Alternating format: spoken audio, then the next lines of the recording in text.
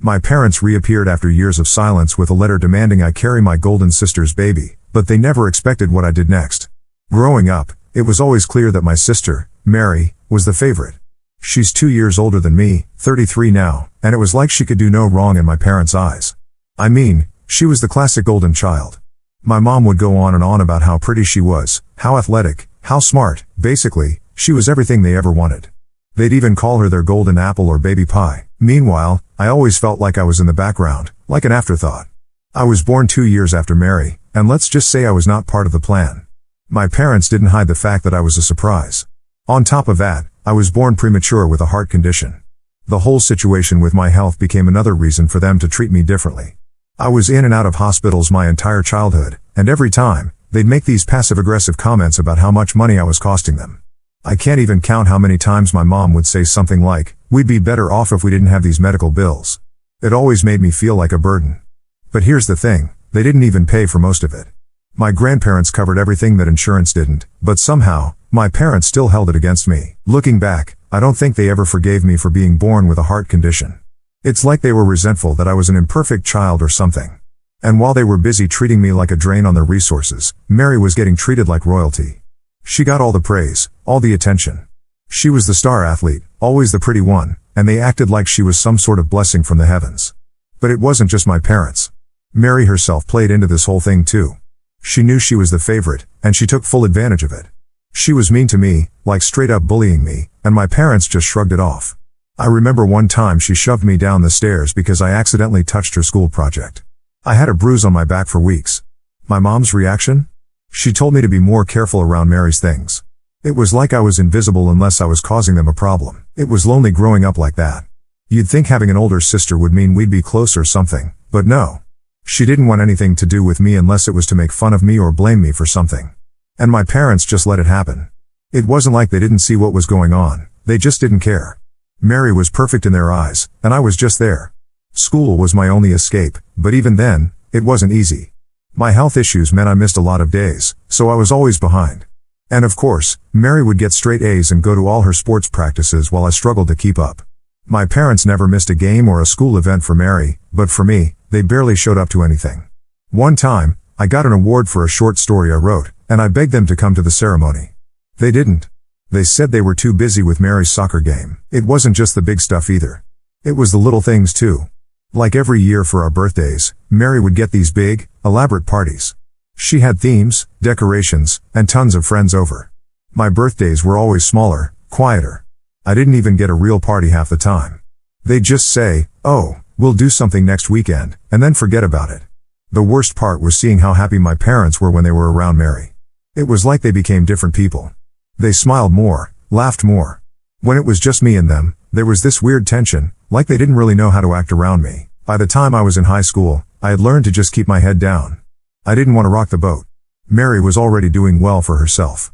She was on track to go to a great college, and she had tons of friends. Me? I just wanted to get through each day without feeling like a failure. But even that was hard when my parents constantly compared us. "Why can't you be more like Mary?" they'd say. "She's doing so well. You should try harder." It felt like no matter what I did, it wasn't enough. Even when I did something right, like getting good grades or doing well in a school project, they just brushed it off. But the minute I made a mistake, they'd be all over me.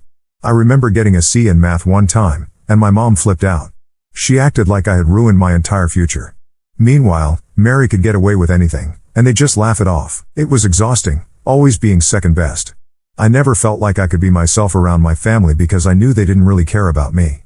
They cared about the version of me that didn't exist, the one who didn't have a heart condition, who wasn't always sick, who could keep up with Mary. But that wasn't me, and it never would be. The real breaking point for me came when I graduated high school. I was so done with the whole situation. I just wanted to get out. I begged my grandparents to help me go to college far away from home. I didn't care where, I just needed to get as far from my family as possible. My grandparents, bless them, were the only ones who ever really supported me. They paid for my college, and I went several states away. I can't even describe how good it felt to finally leave. For the first time in my life, I wasn't living in Mary's shadow. I could just be me without constantly being compared to her or reminded of how much I was costing my parents. Looking back, it's wild to think about how much they messed with my head. I spent so many years thinking I wasn't good enough, that I was a burden. But now, I see it for what it was, just messed up favoritism that they tried to pass off as normal. But even though I escaped, the damage was done. It took years for me to shake off the feeling that I wasn't worth anything. Even now, there are moments where I doubt myself, where I wonder if maybe they were right about me all along. But then I remind myself that it wasn't my fault. It never was. After I left home for college, things really started to change for me. It felt like a weight had been lifted off my shoulders. Being away from my parents and Mary was honestly the best thing I could have done for myself.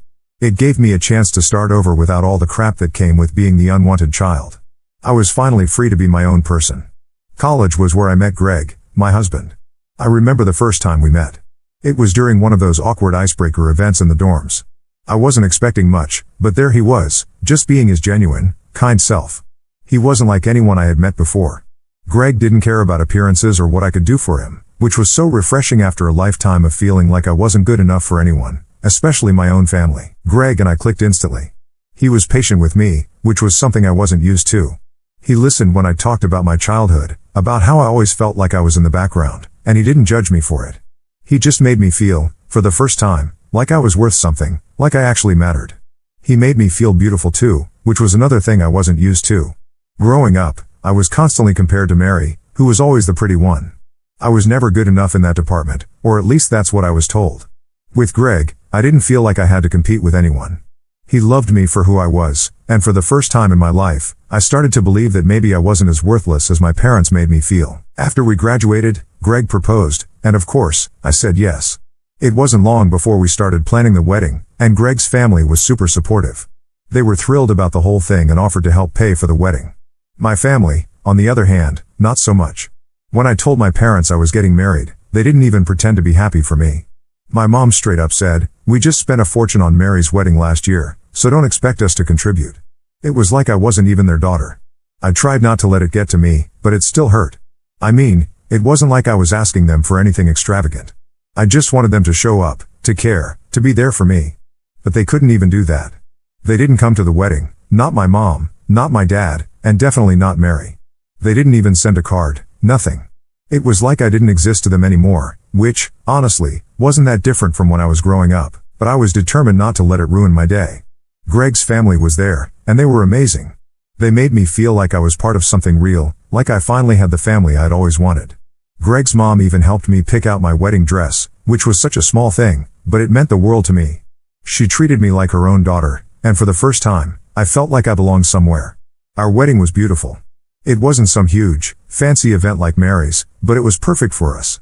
Greg and I got married in the city where we graduated, and it felt like a fresh start for both of us. We decided to settle down there, far away from the toxic mess that was my family back home. I kept in touch with my grandparents, of course, but outside of them, I barely spoke to my parents or Mary. Life was good. Greg and I built a life together, one that didn't revolve around constantly trying to prove my worth to people who didn't care. For the first time, I was genuinely happy. And then came the news that changed everything. I was pregnant. When I found out, I was a mix of emotions. I was excited, of course, but also terrified because of my heart condition. I knew pregnancy would be risky. My doctors had warned me about it for years, but now it was real. Greg was over the moon when I told him, but I could see the worry in his eyes too. We both knew this wasn't going to be an easy journey. The pregnancy was tough, as expected. There were complications almost from the start, and my doctors advised me to terminate early on, saying it could be fatal for me. But I couldn't do it. I couldn't bring myself to go through with it. Greg supported my decision, even though he was scared out of his mind. We both were. The months that followed were the hardest of my life. I was in and out of the hospital constantly, being monitored. The strain on my heart was intense, and there were days where I wasn't sure if I'd make it. But despite all the odds, I did. We both did. My son was born healthy, and I managed to survive, though barely. The doctors were clear. They told me in no uncertain terms that I couldn't risk having another child. My heart just couldn't handle it again. And Greg and I agreed. We were happy with our little family, and we didn't want to push our luck. Looking back, I don't know how I made it through that time without losing my mind. The whole experience was terrifying, but Greg was my rock through it all. He never left my side, never once made me feel like I was doing this alone, and that's something I'll never forget. He's been the one constant in my life, the one person who's always had my back. After our son was born, things were quiet for a while. We were focused on raising him and just enjoying our life together. It wasn't easy, but it was ours, and that was enough for me. I had finally built something good, something that wasn't tied to all the pain and rejection I grew up with. It wasn't perfect, but it was mine. After a few years of just living our lives quietly, something I didn't think would happen happened. We moved back to my hometown. It wasn't really by choice, though. My grandpa's health had started to go downhill fast, and he was the one person from my family I actually cared about. He was getting older, and the last thing I wanted was for him to pass without me being close by, you know? So, Greg and I talked it over, and we decided to move back just to be near him. I wasn't thrilled about being back, not going to lie. The thought of being around my parents and Mary again was enough to make me nervous. I knew how things were when I left, and I wasn't expecting any miracles in the years that passed. But I didn't want to regret not being there for my grandpa, and that was more important to me than dealing with old family drama. When we first got back, I tried to keep my distance. We moved into a place on the other side of town, far enough that we didn't have to see my family unless we wanted to. I figured I'd just visit my grandparents, check in on them, and avoid my parents as much as possible. That was the plan, at least. But of course, nothing ever goes as planned when it comes to family, does it? From the moment we got back, my parents and Mary were acting different, like really different. All of a sudden, my mom was calling me, asking how I was doing, telling me how proud she was of everything I had accomplished. I mean, where was all this when I was growing up? It was like they had suddenly decided to flip a switch and become the loving family they never were. My dad would send texts every few days, asking how Greg and I were settling in. Even Mary, who had always treated me like I was beneath her, was suddenly super nice, making an effort to chat with me whenever we bumped into each other. I wasn't buying it, though. You don't go from being treated like crap your whole life to suddenly being the favorite child just because you moved back home. There was something off about the whole situation, but I couldn't put my finger on it. Part of me wanted to believe that maybe they had changed, that maybe they realized how horrible they had been, and this was their way of making up for it. But deep down, I knew better. Years of that kind of treatment don't just disappear overnight. I talked to my grandma about it, and she told me to give them a chance, that maybe they did miss me. I don't know, maybe they did. I was willing to keep an open mind, but I wasn't about to let my guard down completely. Then, 2 weeks after we moved back, my parents invited us over for dinner. Now, I've been to enough family dinners with them to know that it's usually not just about food. There's always some kind of agenda. But Greg convinced me that maybe it was just a nice gesture, maybe they were trying to reconnect or something. So, against my better judgment, we went. When we got to their house, everything seemed normal at first. My mom made her famous lasagna, which was one of the few things I actually missed from growing up. We sat around the table, making small talk, and I could almost fool myself into thinking it was just a normal family dinner. But then, halfway through the meal, Mary said she had a surprise for me. She was sitting across from me with this smug smile on her face, and I instantly felt my stomach drop. Surprises from Mary were never good. She reached into her bag and pulled out a card. It was one of those fancy-looking envelopes, and she handed it to me like she was giving me some kind of award. I was confused, but I opened it, expecting maybe some kind of apology or a thank you note for moving back to be closer to the family. But nope, it wasn't that, not even close. Inside was a letter congratulating me for becoming her future baby's carrier.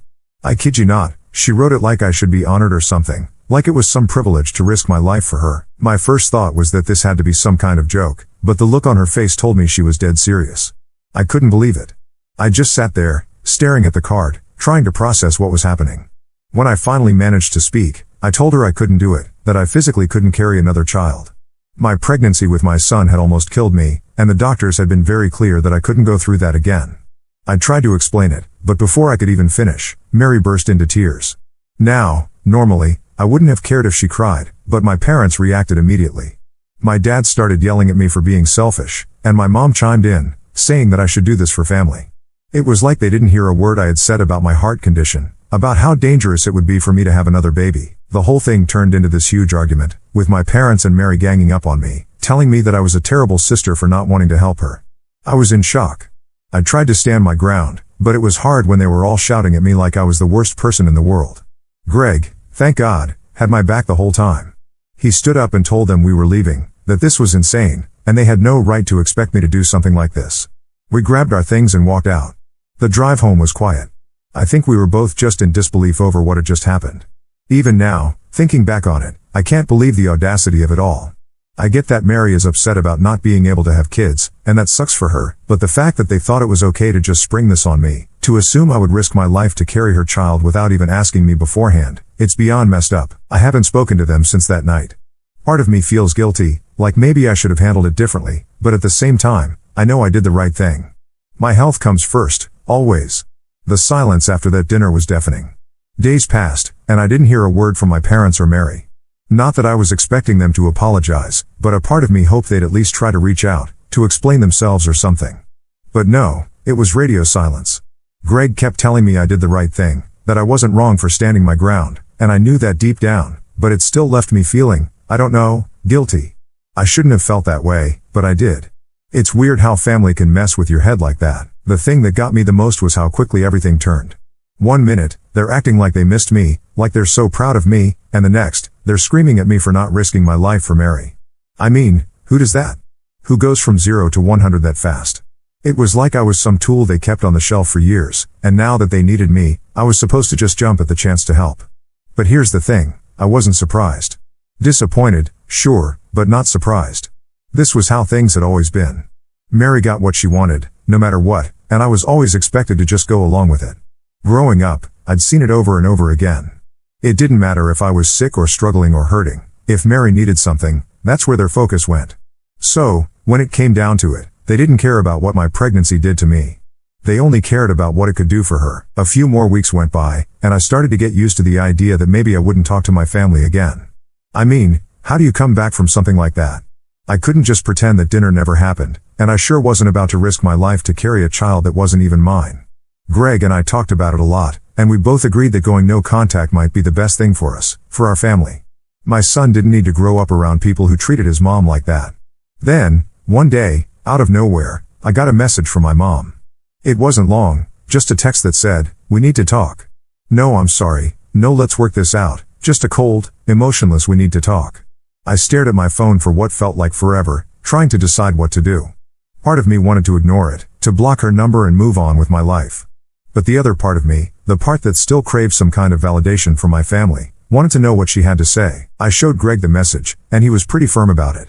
He told me that if I responded, I needed to be ready for more drama. He was right, of course, but I still couldn't help myself. Against my better judgment, I replied. I kept it simple, just asked, "What do you want to talk about?" Her response came quickly. She said she wanted to meet, that it was important. I asked if Greg could come too, and she immediately said no. That was a red flag if I'd ever seen one. Why couldn't my husband be there? It wasn't like I had anything to hide, and if this was really about fixing things, shouldn't he be involved too? But no, she insisted it had to be just me. Despite all the warning signs, I agreed to meet her. I don't know what I was expecting, maybe some kind of heartfelt apology or at least an acknowledgement of what they'd done, but I should have known better. We met at a coffee shop in town, one that I hadn't been to in years. When I walked in, she was already sitting there, sipping her drink like it was just a normal day. No guilt, no remorse on her face, just casual, like this was a regular catch-up between mother and daughter. I sat down, and before I could even get a word out, she started talking. She didn't ask how I was doing or mention the dinner. She jumped right into it, saying that Mary was devastated and that I needed to reconsider my decision. I couldn't believe what I was hearing. There was no apology, no we were wrong. It was all about Mary, again. I sat there, stunned, as she went on and on about how Mary's life had been so hard, how she and Dad had been working to find solutions, and how I was the only one who could help. She even pulled the family sticks together card, like that meant anything coming from someone who had ignored me for years. When she finally stopped to take a breath, I told her, as calmly as I could, that my answer hadn't changed. I couldn't do it. I wouldn't do it. I reminded her of what the doctor said, about how dangerous another pregnancy would be for me, and that I wasn't willing to take that risk, not for anyone. I thought maybe, just maybe, she'd understand. But instead, she looked at me like I was some kind of monster. "You're being selfish," she said. "Mary needs you, and you're just turning your back on her." I couldn't believe it. After everything I'd gone through, after all the years of being treated like nothing, she had the nerve to call me selfish. I told her that I wasn't turning my back on anyone, that I was protecting myself and my family. But she didn't want to hear it. She kept pushing, kept trying to guilt me into agreeing. It was like nothing I said mattered. That's when I realized something. My family was never going to change. They were always going to see me as second to Mary, and no matter what I did, no matter how much I tried to explain myself, they would never understand. In their eyes, I existed to serve her, and the minute I refused, I became the villain. I stood up, told her I was done, and walked out of the coffee shop. I didn't look back, didn't wait for her to respond.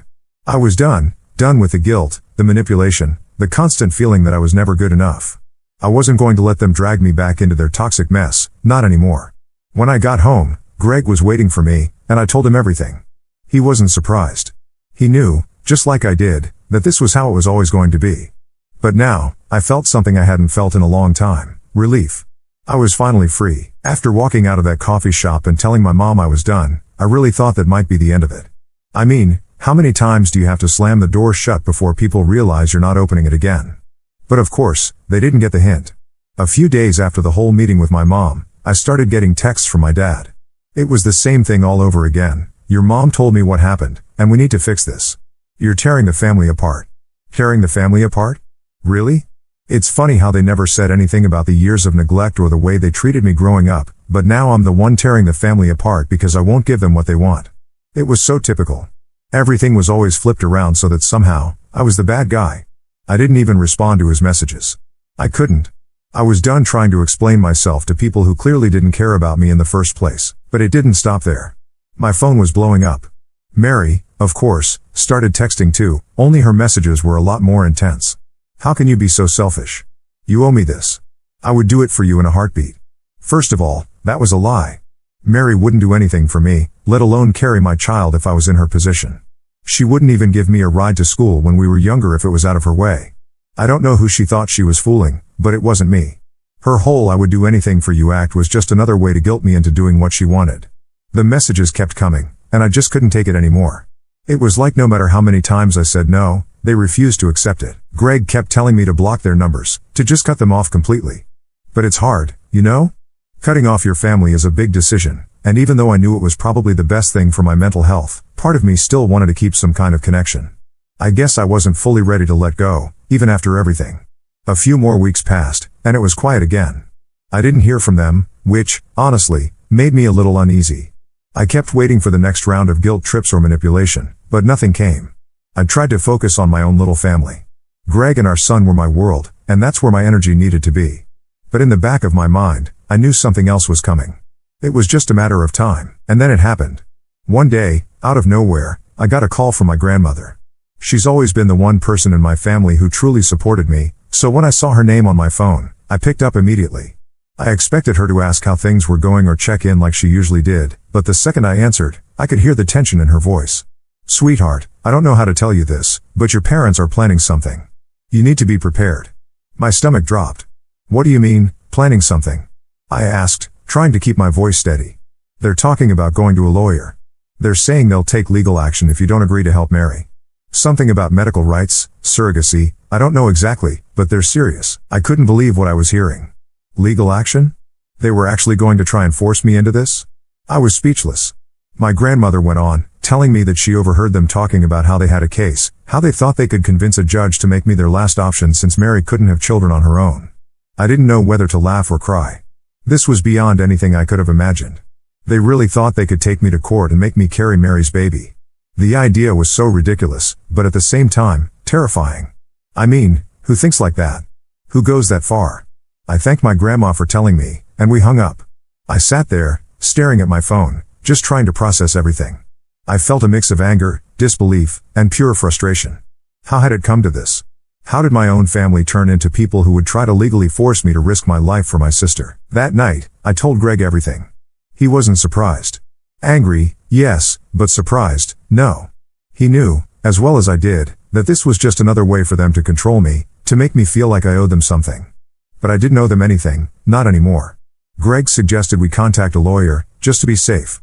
Even though it seemed insane, we needed to be prepared for whatever they might try. So, we did. We met with a lawyer a few days later, and I explained the whole situation. The lawyer was amazing, understanding, but also ready to fight for us if it came to that. She reassured me that there was no way they could force me into being a surrogate, especially with my medical history. But she agreed it was better to be prepared in case they actually tried something. A few weeks went by, and I didn't hear anything. No legal threats, no more texts from my parents or Mary. It was like they had finally backed off. But I knew it wasn't over. The damage had been done. I couldn't go back to pretending like everything was fine. They had shown me who they really were, and there was no coming back from that. One day, out of the blue, I got a final message from my mom. It was short and cold, just like before. "We're disappointed in you. You've let the family down." That was it.